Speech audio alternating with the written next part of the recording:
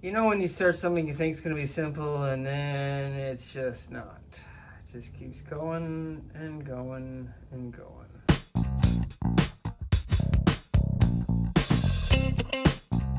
On today's 10th episode of my Chandler build series, I'm going to cut the last junk that he had mounting the body free and start leveling out the body. My friend Lauren's coming over to help. Got a few things I have to do first. Cut some sheet metal out, find some more problems, which is par for the course for this car. No more talking. Let's get to it. But I do need to get the master cylinder out of here. I need more room to move the car around. I also need better access to see the rest of it that's right here. And this thing's got to go. So I pinched off the lines and it's snippy time.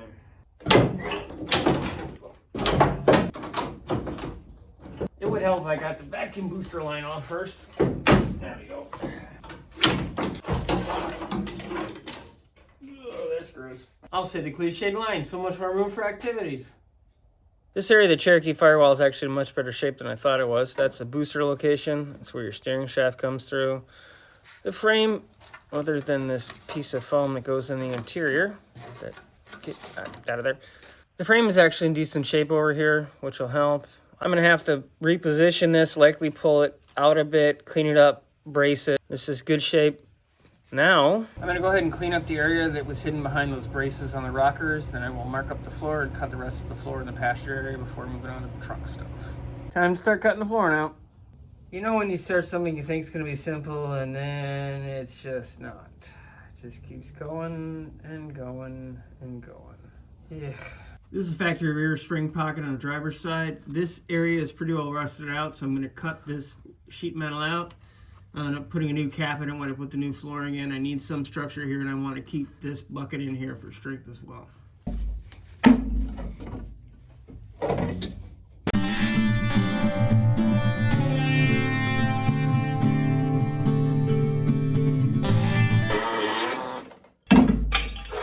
I gotta peel all this junk up, and then there's gonna be pieces in this I have to peel up as well. I'm gonna have to grind this seatbelt bolt out, clean up all this remaining junk. This is the factory rear shackle bracket at the front, and I will clean this up. This is nice thick metal. It's gonna give me a good solid point to kind of pick everything else up. I still have to address the very front of the floorboards, but this whole area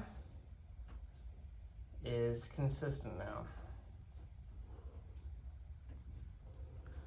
I had to cut a lot of stuff out of this side that I really didn't want to. The passenger side doesn't look anywhere near as bad as the driver's side, but we'll see as I start chopping.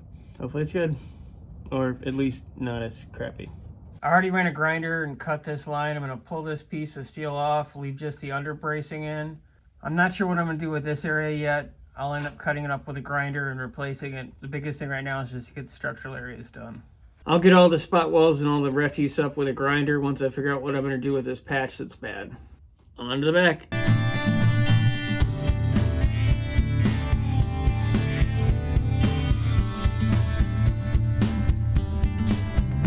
I had hoped this area was in better shape, but there was enough rust. It just made sense to cut it out like I did the other side. I'm going to go ahead and grind that bolt head off. And this one as well, and I'll come back when this stuff is done. It ain't pretty, but it's equally as meh as the driver's side. Which should actually make it easier when I make templates to have this larger pieces cut. I've moved into the CAD phase of this build, or the carbureted design. I'm trying to figure out exactly where I'm going to trim the rear wheel wells at the front edge on both sides.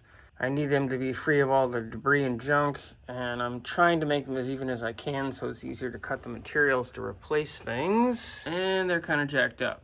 So I'm going to use this piece of the template on the passenger side. This is the driver's side template flipped over. You can see just how different they are side to side and how much damage is on this passenger side rear wheel well. Some of the issues with this fitting is that the body is still not square to the chassis, but it doesn't account for that much damage. As the rulers show, I'm going to have to raise the body up with a Rambler to meet the Cherokee chassis better. This is going to be a complicated area, but I'm going to have access to the front bolt for the rear shackle bracket. It's definitely not the straightest line I've ever drawn in my life. It will definitely give me a reference of where the rockers are to the floor right now, and that should help me as I start to move them around. And you can see how it sweeps out at the rear. That's where the stock axle will be located. I'm going to go ahead and lop that bent up edge on the bracket off. It'll give me a nice flat place for the floor. Give me some strength for that sheet metal area where everything's mounted. He also didn't cut them the same side to side, so I'm going to have to just lop them both off to get them even. I marked the passenger side out the same way I did the driver's side. What I'm going to do now is go ahead, stop messing around with CAD, double check that the jacks are to level for the chassis, and I will cut everything free in the morning. Well, tomorrow's a big day. I'll cut the last couple pieces retaining the body and the chassis together. Then I can move it around, get it in place, and start locking it down. To start separating the body from the chassis, I'm going to go ahead and loosen the front brackets that I built on an angle iron. I'm also going to loosen the 2 bolts on the rear braces. These are the big bolts that come through these back braces and into the Cherokee rear crossmember. I'm not going to take them out. I'm just going to loosen them. I do have extra provisions on it here in case something stupid happens. So let's get to it.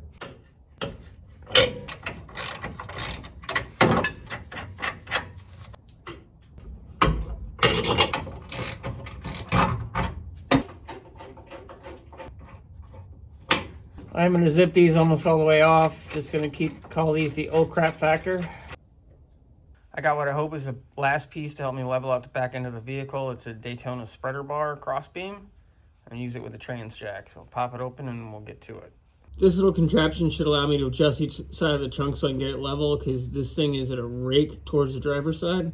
And it's not the sturdiest thing, but it's not going anywhere either.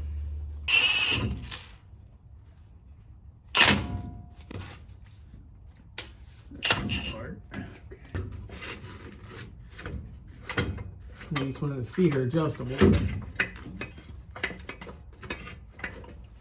Apparently there's a hard spot right there.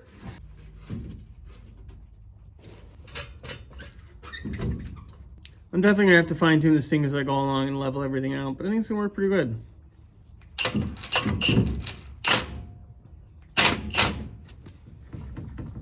I'm gonna have to cut these pieces of angle iron loose from either side of the back, at least off of this frame rail, because I need the whole body to be able to shift around. And right now this is gonna hold it in place.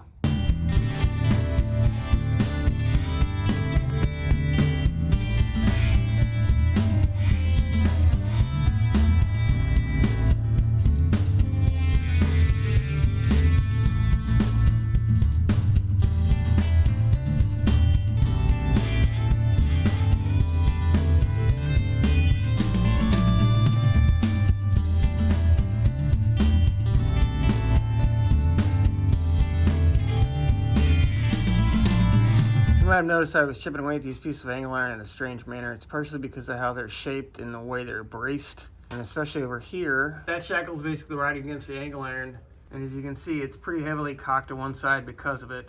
So I was trying not to put any unload on that or extra load on it, because I don't know how much of it is structural at this point. It's free of the frame rail, which is the important part.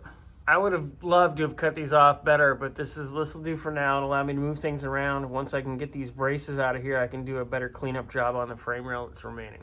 I'm down to the last 4 things holding the Rambler body of the Cherokee chassis, which are these angle iron pieces on the shock tower in the front. So I'm going to pull my custom fuse bracket off of here that I made when I thought I was just going to get this car running, and we'll get to chopping.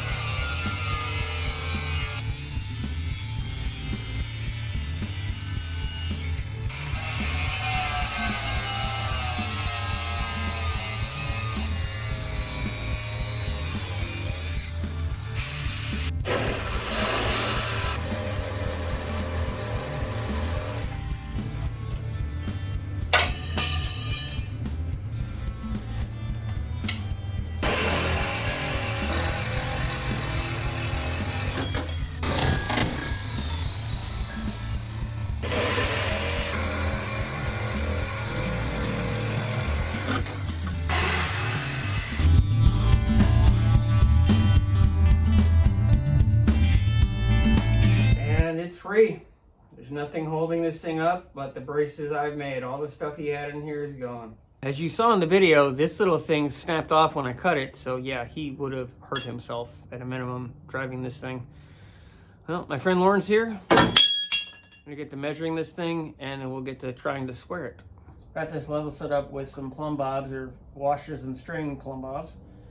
Got it centered, and the whole car has to come forward and over to the driver's side. I'll show you how things hang at the wheels. That's where it's at on the driver's side. Sorry, this is the best angle I can get you on the passenger side. There's no space with the shelving.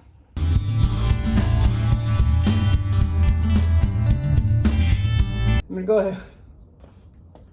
go ahead and release the jacks underneath the body, lower them down a good half an inch. That give us enough free play to move the car around and still have a safety factor involved. I'm gonna do that now, and we'll start moving the body. Leave that rolling in case it squishes, but you know the number for 911, right? 611? Yeah. What'll be real interesting is the fact that I can't remember the numbers in the right order for your house. Well, how'd you call him the first time I fell down in the end? I was staring at the address on the front of the house. Well, you can go stare at the address at the front of the house then.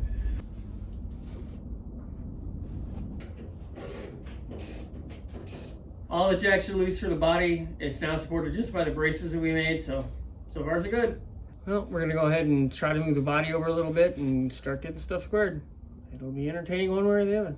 What I'm doing anyway, we push somewhere towards the rear edge because we wanna try to take the whole.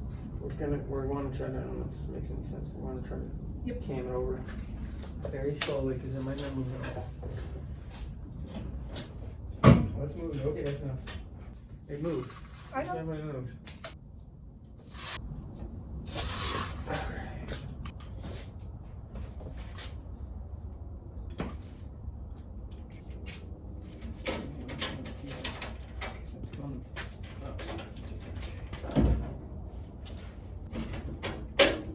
I'm going to lift the back end up with the transmission scissor jack, give us a little bit more space.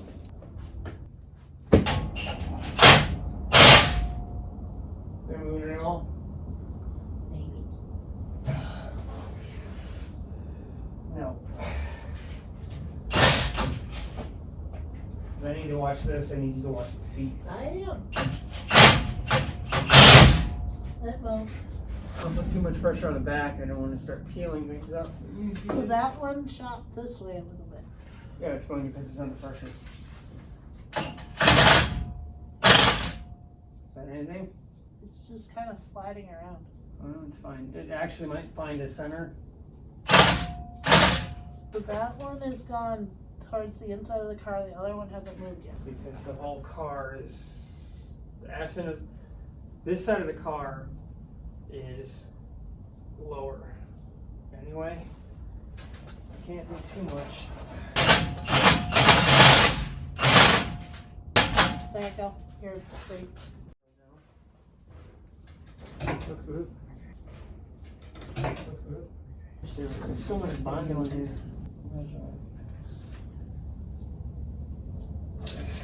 Oh, closer.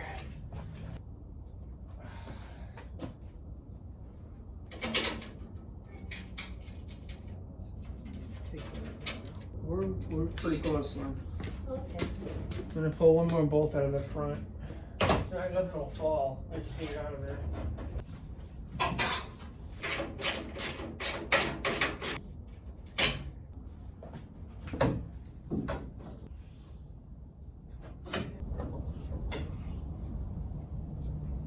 I think we're actually right where we need to be. I mean, relatively speaking, it's still not great. Pushes?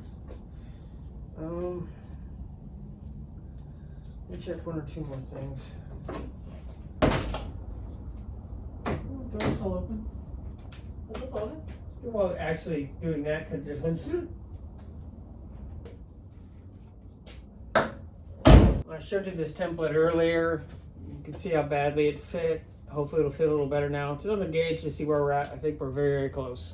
Close, like horseshoes, hand grenades, and nuclear warfare. Close.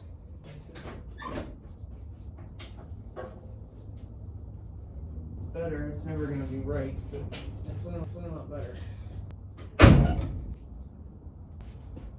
now it's good to look at the plumb box for me and tell me what you see. I still think it's off, but I'm not sure how much more we're going to be able to correct it. It's definitely shifted, but it's better than it was. I mean, it's a little better. It's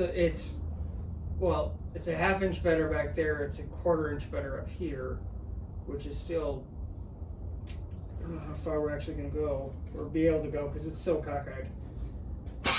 And also, I don't want it to transfer too much more, because I had to take 2 of the 4 bolts out of my front crossover. It won't do anything, but it's shifting everything. Yeah. You can see how far off the holes are. Well, you can. All they're seeing is your head. You're fine. I don't expect you to know where you're at.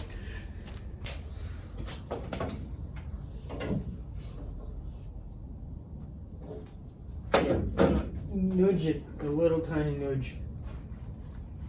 It's a scale of measurement at this point. It's a nudge for mine. Ready? Very gently. That's enough. Level of Bondo and shit in there. I think we're probably done, but let me double check.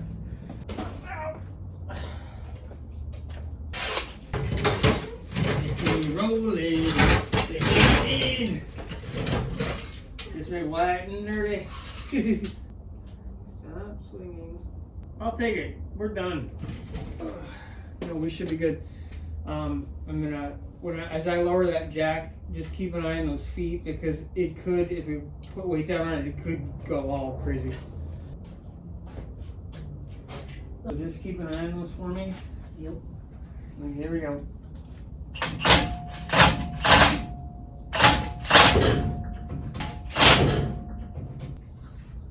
You're set back down.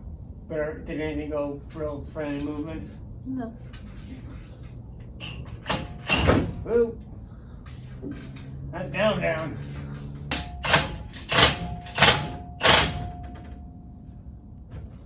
Is anything moving? No.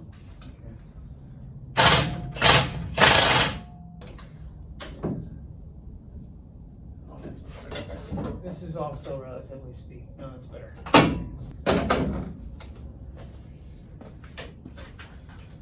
One more last check and we're done. You can be in the camera, I don't care.